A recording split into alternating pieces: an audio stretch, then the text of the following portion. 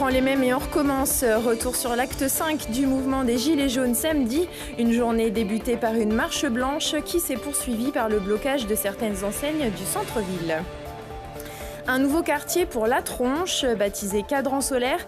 Il devrait regrouper un pôle de recherche médicale, scientifique et culturelle, ainsi que plusieurs centaines de logements. Et puis en sport, il y en avait pour tous les goûts ce week-end, avec du rugby, du foot, du ski de fond et du patinage artistique. Bonsoir à tous, bienvenue dans ce JT du lundi 17 décembre 2018. Toutes les heures à partir de 18h10 pour faire le tour de l'actualité du Grand Grenoble. Acte 5 pour le mouvement des Gilets jaunes. Samedi, entre 200 et 300 personnes se sont rassemblés au pied de la Tour Perret dans le parc Paul Mistral à Grenoble. Une mobilisation plus faible que les semaines précédentes qui a pris la forme d'une marche blanche en hommage aux victimes de l'attentat de Strasbourg, mais aussi aux personnes décédées depuis le début du mouvement Gilets jaunes. Dans le calme et dans une ambiance bon enfant, le cortège a ensuite pris la direction du Jardin de Ville. Notre journaliste Mathias Araez les a suivis pour recueillir leurs témoignages. Fait voir que les Gilets jaunes ne sont pas démobilisés, mais qu'on respecte aussi les forces de l'ordre et ceux qui sont décédés, ainsi que ceux qui sont décédés par des terroristes à Strasbourg. Il faut voir qu'on n'est pas irresponsable. Donc c'est pas un temps d'arrêt, c'est un autre genre de mobilisation. Alors c'est un autre genre de mobilisation avec le respect, mais c'est pas un temps d'arrêt. On n'arrêtera pas tant qu'on n'aura pas les revendications souhaitées. C'est plus calme, mais c'est souvent avec beaucoup de conviction, malgré une organisation un peu disparate. Mais ça marque aussi une certaine souffrance d'une certaine marge de la population. Voilà. Les Gilets jaunes, c'est des gens qui sont là pour défendre les droits de la France, les droits des Français dans la misère qui existe aujourd'hui dans ce pays. Voilà, c'est ça les Gilets jaunes. C'est la solidarité, le Gilet jaune. C'est pas la violence. Aucun incident n'a été déploré. Les forces de l'ordre n'ont procédé à aucune interpellation. Mais en fin de matinée, plusieurs centaines de manifestants ont bloqué l'entrée de certains magasins comme la Fnac, Sephora, Célio ou encore McDonald's. Des enseignes accusées par les Gilets jaunes de ne pas payer leurs impôts en France et donc d'échapper à la solidarité nationale. Par mesure de sécurité, les boutiques ont baissé leurs rideaux. Des manifestants dispersés par les forces de l'ordre en milieu d'après-midi dans le calme. Le Paradis brûle, c'était leur QG, le lieu emblématique de leur mouvement. Paradise 2, le campement des Gilets jaunes au rond-point de Vorep n'est plus. Une opération d'évacuation et de démantèlement ordonnée partout en France par le ministre de l'Intérieur Christophe Castaner. Sous le regard d'une vingtaine de gendarmes, les occupants ont eux-mêmes procédé au démontage. Il était laissé à l'abandon depuis 2014. Le centre de recherche du service de santé des armées va avoir un nouveau visage. Baptisé Cadran Solaire, ce vaste projet d'aménagement urbain concerne près de 3 hectares de terrain en plein cœur de La Tronche, autour d'un pôle de recherche médicale, scientifique et industrielle en lien avec l'université et l'hôpital. Des logements, des bars, restaurants et des services publics seront proposés aux nouveaux habitants. L'occasion d'ouvrir un site longtemps interdit au public et d'en faire un exemple d'éco-quartier. Les explications avec Lysandra Chadefou. Cela faisait 100 ans que l'ex-centre de recherche des armées de La Tronche n'avait pas ouvert ses portes au public. Pour visiter ces 3 hectares, les visiteurs pouvaient suivre un fil jaune tracé au sol et faire des propositions sur l'aménagement du futur quartier nommé le Cadran Solaire. On recueille l'avis des gens sur les usages des espaces publics, des espaces verts, des jeux d'enfants, des lieux associatifs. Donc c'est là qu'on attend le retour des habitants, aux futurs personnes qui traverseront le site. Après une première concertation en 2016 qui avait notamment permis de donner un nom au projet, il s'agit pour les pouvoirs publics de relancer cette démarche citoyenne.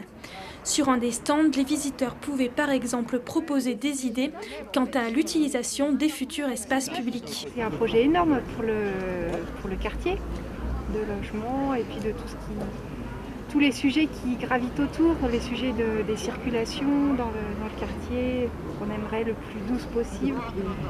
c'est aussi, il y a aussi un petit peu ces histoires de quelle vie on va mettre dans les pieds de bâtiments dans ce nouveau quartier. Est-ce qu'il y aura la place pour des associations ou des commerces, des choses qui ramènent la vie pour les gens. Et ces espaces communs, ça peut être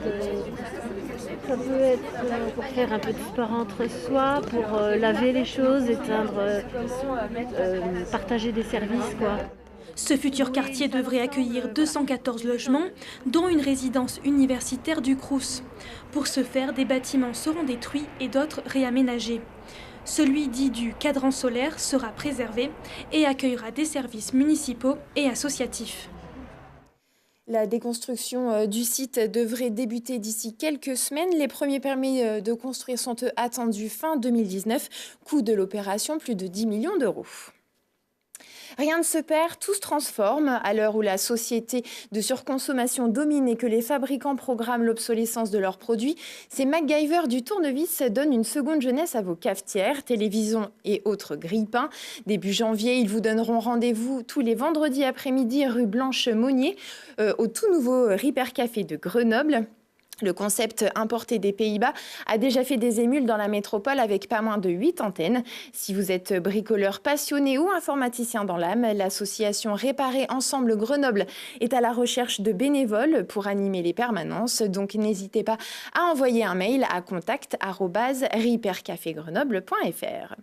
On glisse à présent vers la page sport et cette très belle performance samedi de Kevin Emos sur la glace de Vaujany. Éblouissant sur le programme court et solide sur le libre malgré quelques erreurs techniques, le patineur grenoblois décroche le titre de champion de France pour la deuxième fois de sa carrière.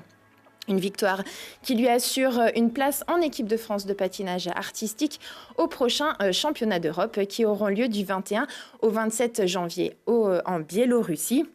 En danse sur glace, Gabriela Papadakis et Guillaume Cizeron décrochent leur 5e titre national consécutif. Quant à Vanessa James et Morgane Cypré, ils assument eux aussi leur statut de favoris en s'adjugeant le titre dans la catégorie couple. On quitte la glace de Vaujany, direction Davos en Suisse pour la Coupe du Monde de ski de fond et ce retour tonitruant de Maurice Magnifica. Hors de forme le mois dernier, le fondeur se hisse sur la deuxième marche du podium du 15 km libre à 9 dixièmes du Russe Belov. C'est le 30e podium en Coupe du Monde pour le double médaillé de bronze des derniers Jeux Olympiques. En rugby, c'est une occasion manquée pour le FCG. Les Grenoblois affrontaient Agen vendredi pour le compte de la 4e journée de Challenge Cup. Malgré un 15 de départ solide et une bonne entame de match, notamment grâce à l'essai d'Alexandre Dardet, les Rouges et Bleus s'inclinent 10-14, encaissant 8 points dans les 10 dernières minutes. Un revers qu'il faudra vite oublier. Retour au top 14 ce samedi pour le FCG avec la réception au Stade des Alpes de Montpellier. Coup d'arrêt aussi pour le GF38. Les hommes de Philippe Inchberger recevaient le Paris FC avec un certain Mecha Bazdarevic aux commandes. Sans solution face à la meilleure défense de Ligue 2, les Grenoblois ont laissé échapper de nouveaux points à domicile. Score final 1-0 pour le Paris FC. Un résultat mi-figue mi-raisin à l'image de la qualité de jeu des Grenoblois. Voilà, je pense qu'on a réussi, très bien réussi, neutraliser l'adversaire, surtout sur le premier mi-temps. Et on a eu possession de ballon, on a eu situation. Je pense qu'encore une fois, en 45 minutes, vraiment ce qu'on cherchait, ce qu'on a travaillé dans notre projet de jeu, dans notre construction, dans notre utilisation de ballon, voilà, on a réussi. Après deuxième mi-temps, je pense qu'il nous a mis un petit peu plus de pression, plus de jeu direct. Ça nous a perturbé, mais voilà, on a réussi de défendre. Et puis voilà, très belle victoire pour nous. Cette première mi-temps, on l'a pas joué. On n'a jamais rentré dans notre match. On a joué à 2 à l'heure, on n'a pas mis de rythme, on les a regardés jouer. Et quand on regarde jouer une équipe comme Paris FC, qui techniquement est peut-être meilleure que nous, il arrive ce qui doit arriver. Notre seul salut à la mi-temps, c'était d'être à 0-1. On aurait pu être à 0-2 avec la barre. Même si auparavant, comme j'ai dit, on aurait pu être à 1-1 aussi. Mais enfin voilà. Par contre, sur la deuxième mi-temps, j'ai rien à dire. Voilà, on a vu du GF38, on a vu des envolées, des centres, une équipe qui mordait sur l'adversaire. Ce qu'on n'a pas vu en première mi-temps, on a été puni. Voilà, justement. Le GF38 pointe toujours à la 5e place du championnat de Ligue 2. Prochain rendez-vous ce vendredi à Auxerre. Les garçons qui pleurent et les filles qui rient, les joueuses du GF 38 affrontaient Alès en 32e de finale de la Coupe de France. Les Grenobloises se sont largement et tranquillement imposées 6-2. Elles décrochent donc leur ticket pour les 16e de finale. Les filles du GF 38 connaîtront leurs adversaires ce mercredi après le tirage au sort. Et puis ce soir à 20h15 et 23h15, ne manquez pas Si on parlait. Thibault Leduc propose une émission best-of où il sera question de femmes SDF qui crèvent l'écran, d'une série humoristique tournée dans les bulles de la Bastille et d'un tour de table magique. Voilà votre prochain rendez-vous avec l'actu dans 1 heure et en replay sur télégrenoble.net. Très belle soirée à tous.